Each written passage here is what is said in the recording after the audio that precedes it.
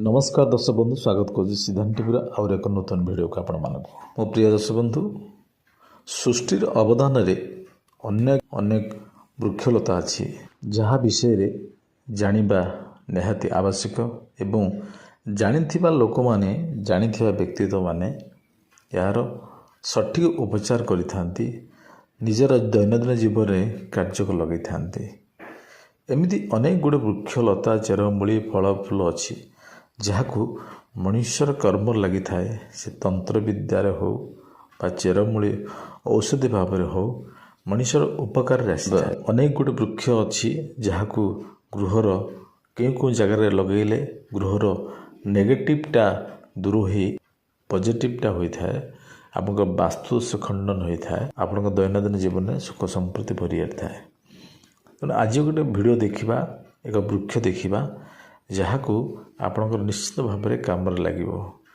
प्रिय दर्शक बंधु भिडियो देखा पर प्लीज चैनल टी को सब्सक्राइब कर दिंतु दर्शक बंधु आज ये देखुं आप गछटी जार अंचल प्राय ओडिशार को मधुमालती बोली कही था ये गचर एभली एक अद्भुत कारनाम अच्छी आपड़ जानिले निश्चिंत खुशी हे जदि आपणकर किसी ऋण भार अच्छी ऋण भार आपणकर अच्छी जोटा कि आपण ऋण रे बुड़ी रही चिंतामग्न हो जाती ये जबरदस्त काम करता ता सहित आपणकर जदि शत्रु भी थाए शत्रु भय थाए प्रति पादे पादे कि आप शत्रु भय अच्छी शत्रु चिंता अच्छी शत्रु लगे आपण कौन कर्म भी करना सब शत्रु भय लगी रोचे तापे मध्य जबरदस्त काम करता है ता सहित आपणकर दक्षता अच्छी शिक्षागत योग्यता अच्छी कर्मर योग्यता अच्छी आपण जड़े स्मार्ट पर्सन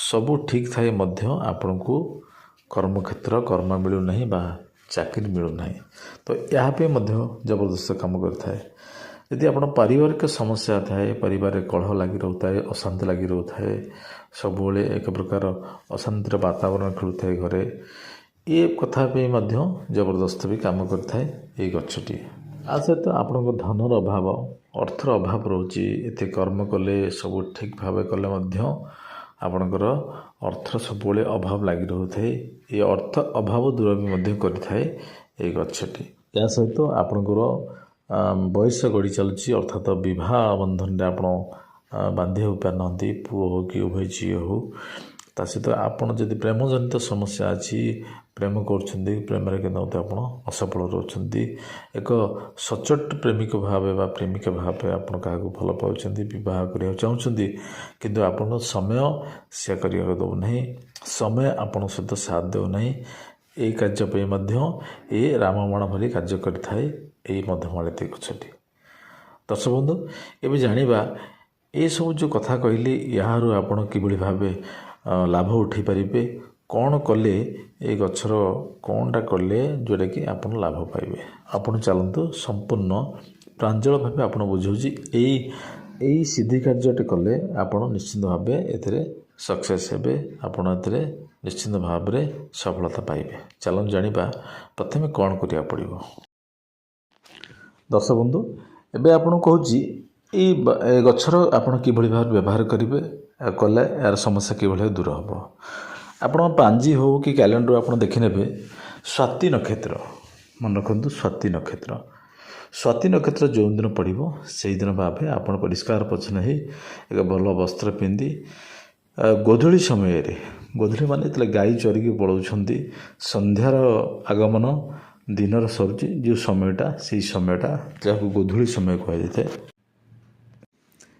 यही समय आपणे यही नक्षत्र दिन ये गछटी को बरुणी करा पड़ो गछ मूल आपणकर बरुणी कले ता परदिन जाकि आपण गछरू जो जिनसा आनिबा कथा आनिबे आ कार्य लगे एबे जानिबा कौन आनिबा कौ जिनसा आनिले ये गछर जे कि आपणकर कार्य सिद्धि होता है देखंतु ये गछर चेरमूल चेरे सर्वप्रथम गछटी प्राय पुराणा हवा दरकार जिते पुराणा हो पारे भल प्राय पाखापाखि 14-15 वर्ष ऊर्ध्व पुराणा हो दरकार ये गछटी देखिए पुराणा होता तले माटी तले गोटे अद्भुत प्रकार पत्थर देखा मिले आपको जोटा बहुत कम देखा मिले ତ ଏଇ ଯେଉଁ ପଥରଟି ଅଛି ଏ ପଥରଟିକୁ ଆପଣ ଆଣିବାକୁ ପଡ଼ିବ।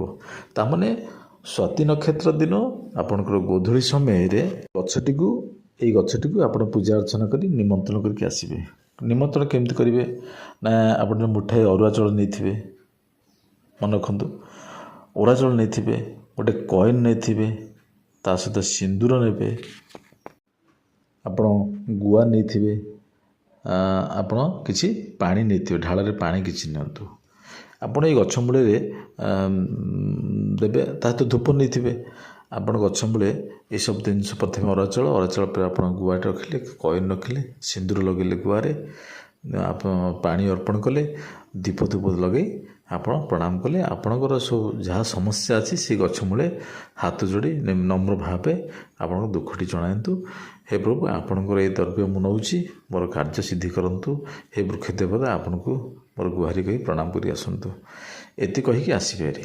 ଆସିକି ତା ପରଦିନ ଆପଣ ଯାଇକରି ଏଇ ଗଛର ଚେରକୁ ଖୋଳିବେ, ଦେଖିବେ ତା ତଳେ ଏକ ପଥର ସଦୃଶର ଥିବ, ଯାହାକି ବହୁତ କମ୍ ଦେଖିବାକୁ ମିଳିଥାଏ। ଅଦ୍ଭୁତ ପ୍ରକାର ପଥର ଦେଖିବାକୁ ଆପଣ ପାଇବେ। ତାକୁ ଆପଣ କ୍ଷୟକ୍ଷତି କିଛି କରିବେନି, ଭାଙ୍ଗିବେନି, ଖଣ୍ଡିଆ କରିବେନି। ତାକୁ ସାବଧାନ ସହିତ ଆଣିବେ। ଆଣି କ'ଣ କରିବେ ନା ତାକୁ ଭଲ ଭାବରେ ଗଙ୍ଗା ଜଳରେ ଧୋଇବେ। ଗଙ୍ଗା ଜଳରେ ତାକୁ ଭଲ ଭାବରେ ଧୁଅନ୍ତୁ। ଧୋଇକି ଠାକୁରଙ୍କ ପାଖରେ ରଖନ୍ତୁ। ଠାକୁର ପାଖରେ ରଖିବେ। ରଖିସାରିଲା ପରେ ଆପଣ ରୂପା ତାବିଜରେ ୟାକୁ ରଖନ୍ତୁ। ରୂପା ତାବିଜ ନିଜେ ରୂପା ତାବିଜରେ ଏଇ ପଥରଟିକୁ ସେଇ ରୂପା ତାବିଜରେ ଲଗାନ୍ତୁ। ଲଗେଇକି ତା'ର ଯେଉଁ ପାଖଟା ଖୋଲା ରହିଲା ସେପଟେ ଆପଣ ତାର ଯେଉଁ ଢଙ୍କଣି ଅଛି ଢଙ୍କଣି ଦିଅନ୍ତୁ, ନଚେତ ଆପଣ ମହମ ଦେଇ ତ ଟାଇଟ୍ କରିନିଅନ୍ତୁ। ତେଣୁ ଆପଣ ଏ କରିସାରିଲା ପରେ ଆପଣ ମୁଣ୍ଡିଆଟେ ମାରିକିରି ଆପଣ ଏଇଠି ମନେ ରଖନ୍ତୁ, ଯେତେବେଳେ ତାବିଜଟେ ଆଣିବେ ବା ଯେ ପଥରଟି କ୍ଷମା କରିବେ, ଯେ ପଥରଟି ଆଣିବେ ତାକୁ ଆପଣଙ୍କର ମଧୁମାଳତୀ ମନ୍ତ୍ର ସାହାଯ୍ୟରେ 108 ଥର ତାକୁ ସିଦ୍ଧ କରିବେ। ମନେ ରଖନ୍ତୁ, ଏଇଟା 108 ଥର ସିଦ୍ଧ କରି ଆପଣ ଗୁଗୁଲରୁ ସର୍ଚ୍ଚ କରି ବାହାର କରିପାରିବେ ଯେ ମଧୁମାଳତୀର ଯେଉଁ ମନ୍ତ୍ରଟି।